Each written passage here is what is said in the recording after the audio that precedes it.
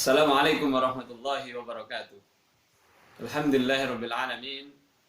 Puji syukur kepada Allah Subhanahu wa taala yang senantiasa memberikan kepada kita semua berbagai macam kenikmatan, baik berupa kesehatan maupun kenikmatan iman, kenikmatan Islam dan kenikmatan-kenikmatan yang lainnya. Apa kabar anak-anak semuanya? Bisa doakan semoga anak-anak sehat selalu dan tetap ceria serta bersemangat. Ya, semangat dalam menjalankan hari-hari yang mungkin penuh dengan kebosanan. Anak-anakku semuanya, hari ini bisa berbahagia, bisa bertemu kalian kembali untuk belajar bersama. Ya, hari ini kita akan belajar bersama tentang adab atau etika sopan santun dalam mencari ilmu. Mencari ilmu dalam Islam sangat dianjurkan sekali. Bahkan perintahnya Nabi, mencari ilmu itu wajib bagi semua orang Islam. Rasulullah SAW bersabda, "Thalabul ilmi faridatun ala kulli muslimin." Bahwa mencari ilmu itu wajib bagi orang Islam, baik laki-laki maupun perempuan. Oleh karena itu, kalau kita mendengar perintah Rasul, kita harus semangat. Bahwa kita mencari ilmu itu salah satunya adalah untuk mengikuti anjuran Nabi Muhammad SAW. Bahkan Nabi Muhammad juga menyampaikan bahwa mencari ilmu itu mulai dari kita kecil, dari lahir sampai kita nanti sampai meninggal. Tentu cari ilmu dalam makna yang berbeda ya. Ya, artinya apa? Artinya bahwa kita itu hidup atau belajar. Kalau dalam bahasa Inggrisnya namanya long life education. Bahwa seumur hidup kita gunakan untuk belajar. Bahkan Rasulullah juga menyampaikan bahwa mencari ilmu itu tidak terbatas hanya di Indonesia saja. Nah, ini kalau kalian besok besar kuliah mau di luar negeri, ya silahkan. Jadi ketika Nabi Muhammad pada zaman itu sudah menyampaikan utlubul ilma walau bisin. Carilah ilmu meskipun kau sampai ke negeri Cina. Wah, pada zaman itu dari Madinah ke negeri Cina sangat jauh sekali. Bayangkan. Ya. Karena kendaraannya hanya onta. Ya. Kalau zaman sekarang kendaraannya gampang, cepat. Cina hanya berapa jam. Artinya dua hal itu bahwa menandakan bahwa dalam Islam itu yang namanya mencari ilmu itu tidak ada batasnya dan kapanpun, dari mulai lahir sampai mati. Paling tidak ada beberapa adab yang akan Mister sampaikan pada kesempatan kali ini. Pertama adalah adab sebagai seorang mencari ilmu itu adalah ikhlas. Nah, ini harus ikhlas anak-anak. Kalau kalian belajar ke sekolah, berangkat ke sekolah harus ikhlas. Jangan malas-malasan, terpaksa. Waduh, jangan. Ya. Yang pertama ikhlas. Ikhlas itu artinya kita relakan kedatangan kita ini untuk kepentingan kita. Niatkan untuk mencari ilmu. Ya.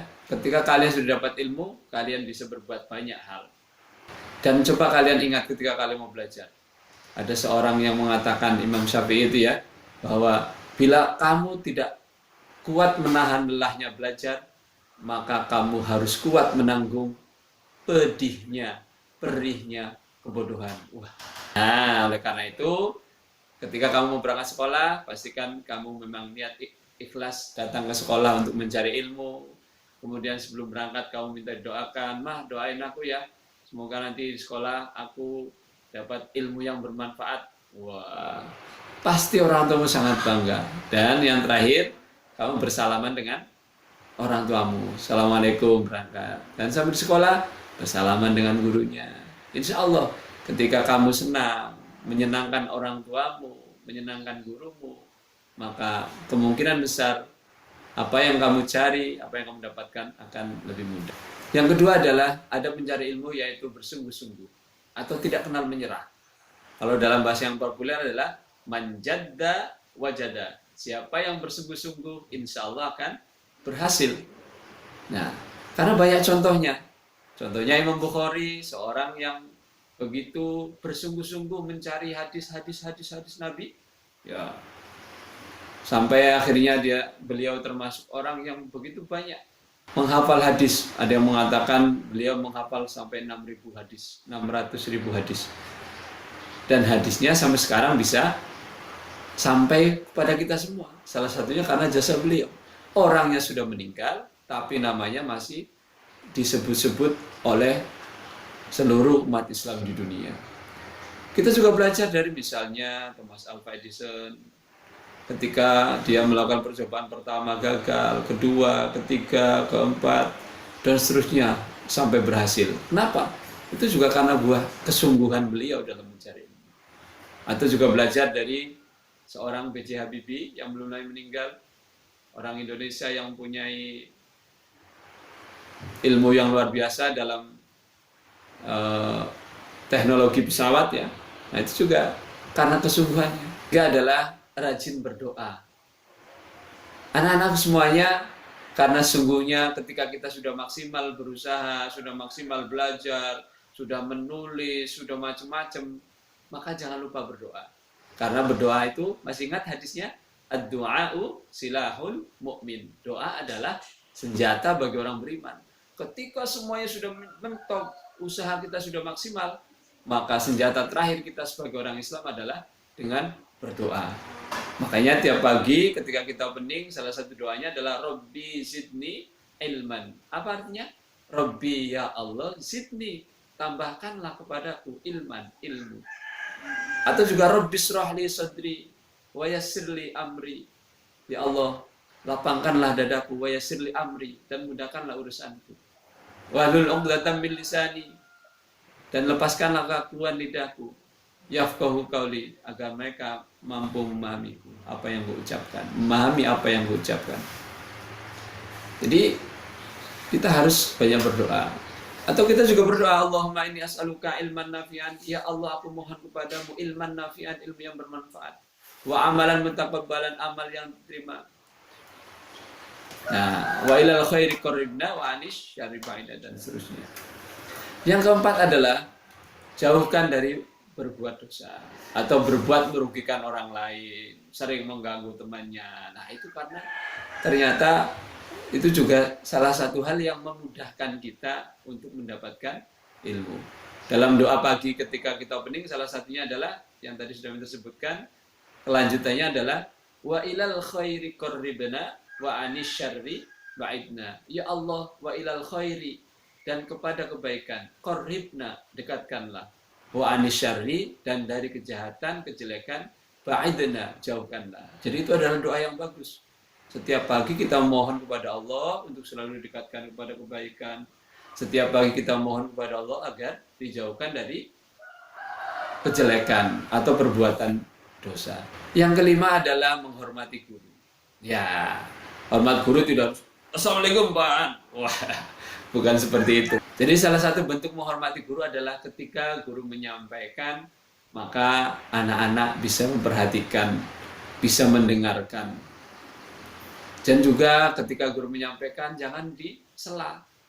Ketika misalnya menjelaskan, wah, jadi selesaikan dulu yang dijelaskan oleh guru-guru kalian, baru kalian bertanya ketika ada yang butuh untuk ditanyakan. Yang berikutnya adalah salah satu bentuk menghormati guru adalah dengan melaksanakan tugasnya. Nah, jadi kalau dikasih PR, jangan lupa dikerjakan, ya. Karena dengan demikian, insya Allah guru itu akan senang, ya.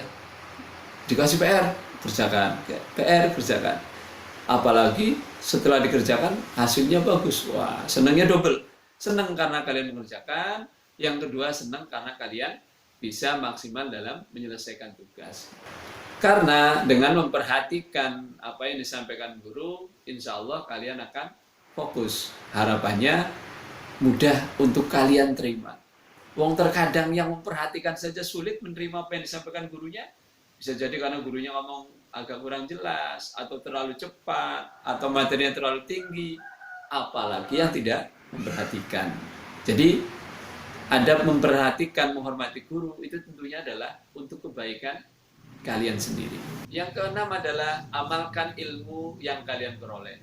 Ada pepatah Arab yang mengatakan al-ilmu bila amalin kasyajari bila samari. Ilmu yang tidak diamalkan itu bagaikan pohon yang tak berbuah.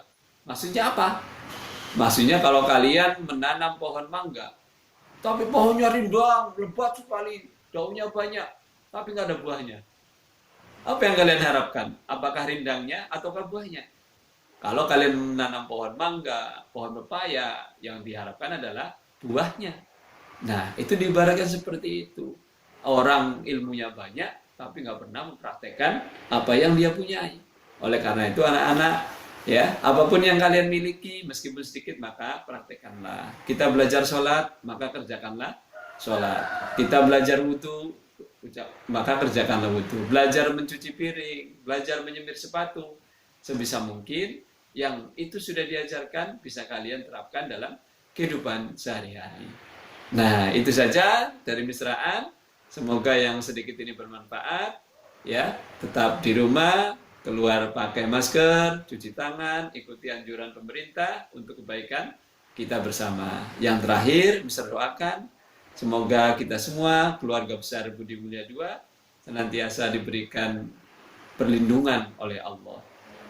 Ya, dan jangan lupa sering baca doa juga, ya. Bisa doanya Bismillahirrahmanirrahim. La yadurru ma'asmihi sayun fil ardi wala fis sama'i wa huwas samiul alim. Atau doa-doa yang lain. Doa untuk meminta perlindungan kepada Allah Subhanahu wa taala. Itu saja, mohon maaf kalau ada hal yang kurang berkenan atau ada kata-kata Misra yang kurang jelas. Kalau mau bertanya silakan dituliskan di komen ya, atau di WA boleh disampaikan ke Misraan, nanti akan Misra balas ke WA atau di komen YouTube Misraan. Demikian, wassalamualaikum warahmatullahi wabarakatuh.